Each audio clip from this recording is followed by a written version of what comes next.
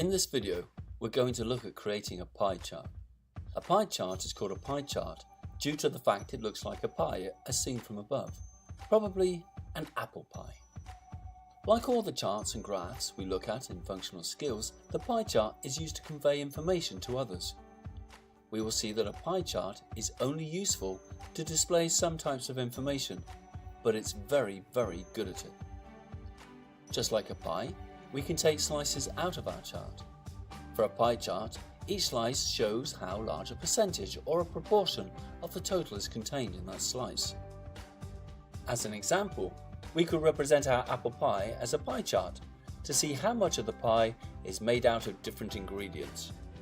Here we have the apple content at about 50% of the total, flour at 20%, butter at 15%, sugar at 10%, and finally eggs at 5%. We can see with a pie chart that it's a great way of visualizing the amounts in comparison to the total and each other. We can quickly see that half of the pie is made up from apple. We can also see that there is the same amount of butter as eggs and sugar. Although pie charts will usually include a key showing you more detail about each segment, we can also represent these just with visuals, or even move a section slightly if we think it's important. So what are pie charts not good for? Well, firstly, pie charts can get overloaded really fast. They can be used to replace a small table of information, but if, for example, you asked 100 people what their favourite film was, you'd end up with a pie chart that looks like this. All that tells you is that people like lots of different things.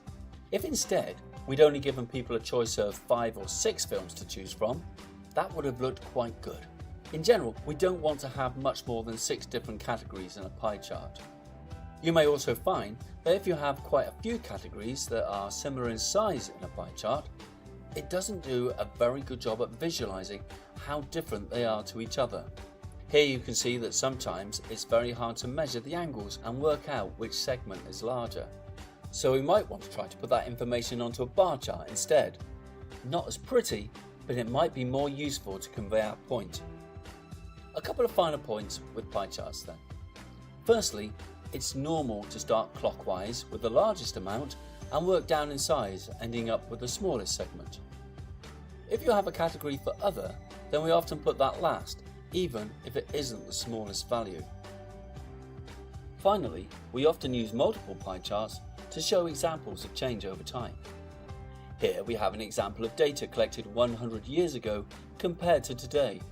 Notice how we have kept the colouring of the charts the same. This makes it much easier to compare like-for-like categories between the charts.